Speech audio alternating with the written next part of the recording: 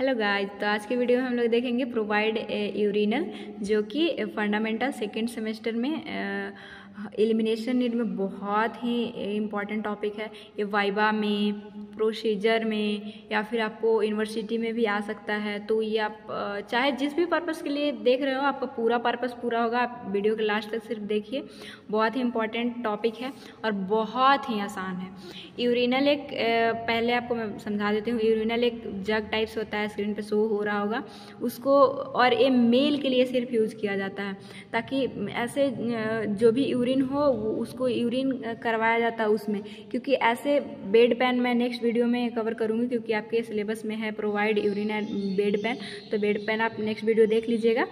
तो उसमें ऐसे अगर फीमेल में यूरिन जो पास करना हो, या फिर फिशेस, या फिर मेल में फिशेस, तो उसके लिए बेड पैन देते हैं। लेकिन यूरिनल यही आपसे वाइवा में भी क्वेश्चन पूछा जा सकता है, और आपको बताना है कि यूरिनल जो है सिर्फ मेल के लिए यूज किया जाता है।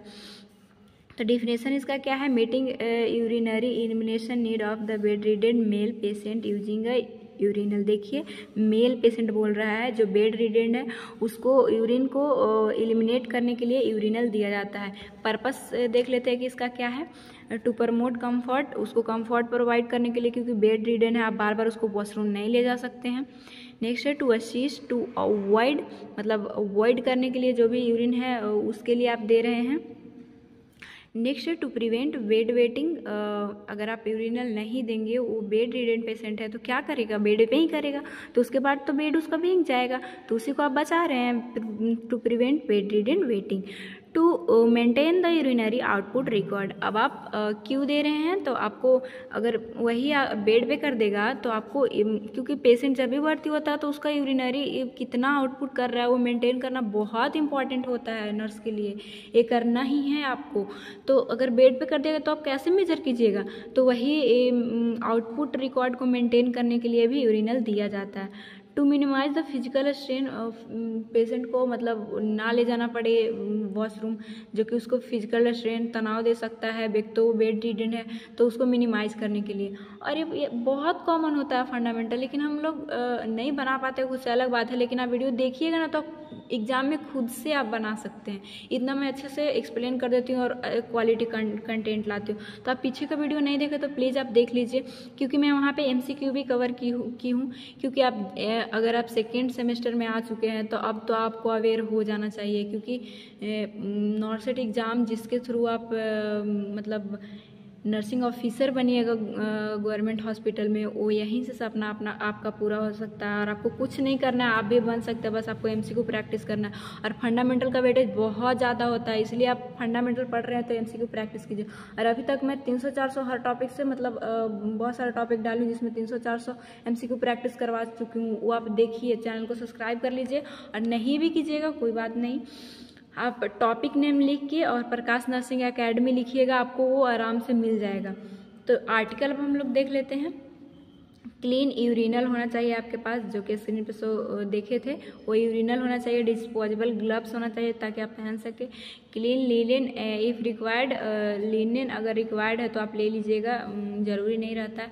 और मेजरिंग जार, जिससे आपको मेजर कर सके आउटपुट कितना है। नेक्स्ट है प्रीलिमिनरी असेसमेंट। प्रीलिमिनरी असेसमेंट का मतलब क्या होता है? पीछे वाला वीडियो देखते होंगे तो आपको पता होगा। इसका मतलब होता है कि पहले आप क्या जांच कीजिएगा, क्या प्रोसीजर करने से पहले। तो ये कॉमन है, आपको पहले भी वीडियो में बताई हूँ, बस आपको कंटेंट अच्छा हो इसलिए मैं बता देती हूँ। आप ध्यान रखिएगा कि चेक करना होता है हर प्रोसीजर में डॉक्टर ऑर्डर को। फिर लेवल ऑफ कॉन्शियसनेस पेशेंट का देखना होता है, ये भी कॉमन है। और सेल्फ केयर एबिलिटी पेशेंट के पास कितना है, सेल्फ केयर कितना कर सकता है वो देखना है।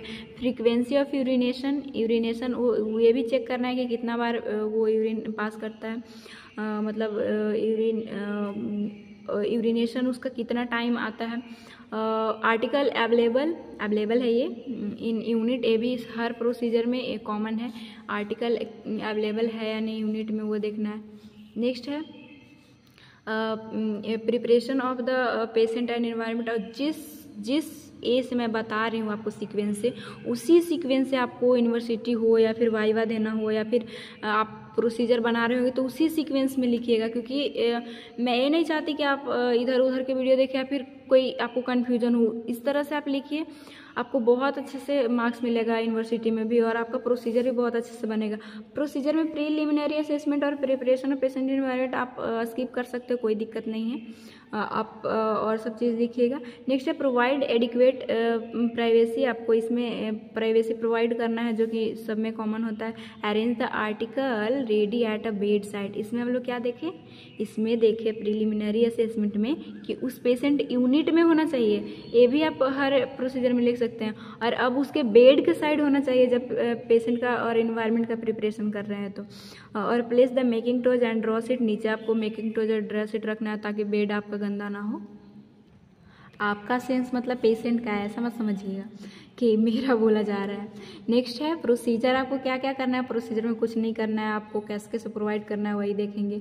आपको हैंड वॉश कर लेना है, प्रोसीजर को एक्सप्लेन कर देना है जो कि नॉर्मल है, आपको अपने से लिखना है। इफ नेक्स्ट है patient conscious allowed to him place in position penis into urinal, अगर पेशेंट कॉन्शियस है, इसीलिए तो हम देखे थे ना कि कॉन्शियस लेवल उसका असेस कर रहे थे। तो इसमें अगर वो कॉन्शियस है तो उसको जो भी उसका पेनिस है उसको यूरिनल में डालने के लिए बोलेंगे, और अगर नहीं है तो पेशेंट का जो भी उसका वो रिलेटिव हो गया उससे या फिर जो भी नर्स है उसको उसमें डालना होता है। नेक्स्ट है prevent swelling of urine on the bed patient body, आपको ध्यान रखना है कि वो जब यूरिन जो भी यूरिनल है उसी में यूरिन जाए, ना कि बेड पे आ जाए या फिर पेशेंट के बॉडी पे चला जाए, तो आप प्रिवेंट कीजिएगा। Remain with helpless patient, get assistant from relatives if needed, वही देखे थे हेल्पलेस पेशेंट है तो उसका रिलेटिव होना चाहिए, आप असिस्टेंट आप रख सकते हैं। और मैं एक पॉइंट और जो कि बहुत ही कॉमन है, मतलब गाइडलाइन के अनुसार ऐसा है कि अगर किसी, ये तो मेल का ही है, और अगर फीमेल नर्स अगर इस प्रोसीजर को कर रही है तो वहाँ पे एक मेल असिस्टेंट होना चाहिए ताकि पेशेंट को भी कंफर्ट रहे और नर्स को भी कंफर्ट रहे। तो आप ध्यान रखिएगा, कोई भी प्रोसीजर हो अगर मेल के साथ हो रहा है तो फीमेल नर्स अगर करती है तो कोई असिस्टेंट, चाहे कोई भी उसका रिलेटिव हो या फिर कोई भी हो, उसको एक रहना चाहिए। ये गाइडलाइन के अनुसार है WHO, तो ध्यान रखिएगा। तो उसी तरह से बता रहा है कि आप एक असिस्टेंट को आपको रखना है। Remove urinal after patient has voided, अब यूरिनल को रिमूव कीजिएगा, वॉइड हो चुका है उसका तो मतलब वो यूरिन कर चुका है। तो नेक्स्ट है measure and empty the urine in sluice room. Sluice room क्या होता है पता नहीं, आपको पता है कि नहीं। ये जो है एक कवर रूम होता है, मतलब कि थोड़ा सा आउट एरिया में हॉस्पिटल में, जो कि मतलब उसमें वेस्ट को रखा जाता है और ये अलग होता है दोस्त, ताकि मतलब इन्फेक्शन ना फैले। और इसमें जो भी मतलब वहाँ का स्टाफ लोग हैं वही लोग जाते हैं। तो मेजर कर लेना है आपको यूरिन को और फिर उसको इम्पैटिक खाली करना है जाके स्ल्यूस रूम में। आफ्टर केयर आप क्या करेंगे, assist the patient to wash perineal area and hand wash and hands. क्या करना है, उसको पेरेनियल एरिया को आप मतलब वॉश कीजिए या फिर उसके रिलेटिव से करवाइए, और वो जो पकड़ के डाला था पेनिस को यूरिनल में, उसको आप हैंड को भी आप वॉश करवाना जरूरी है, तो हैंड वॉश करवाइएगा उसका। And palace the patient in a proper body alignment, अब उसको प्रॉपर बॉडी अलाइनमेंट में आप मतलब रखिए ताकि उसको कंफर्ट हो सके। और आफ्टर केयर में आपको पता है कि कॉमन चीज़ हम लोग क्या लिखते हैं, हैंड को आपको वॉश करना है, इक्विपमेंट को अपनी जगह पे रखना है, और फिर क्या इसको रिकॉर्ड कीजिए। और पेशेंट को डिस्कम्फर्ट है तो डॉक्टर को बताइए, ये सब कॉमन है, हर प्रोसीजर में आप लिखते हैं, तो ये आप ध्यान रखिएगा। एंड आज के लिए बस इतना ही। यूरिनल बहुत ही आसान था, लेकिन ये बहुत इंपॉर्टेंट टॉपिक है क्योंकि आपसे वाइवा में पूछा जा सकता है, आपसे जो भी आपका एग्ज़ाम हो रहा है उसमें पूछा जा सकता है, या फिर प्रोसीजर में भी। तो आपको हर वो फिगर बना लीजिएगा और ये लिख लीजिएगा। तो आई होप कि आपके लिए वीडियो बहुत हेल्पफुल हो। तो प्लीज़ मेरे चैनल को सब्सक्राइब कीजिए और अपने दोस्तों में शेयर कीजिए। एंड थैंक्स फॉर वॉचिंग, मिलेंगे नेक्स्ट वीडियो में।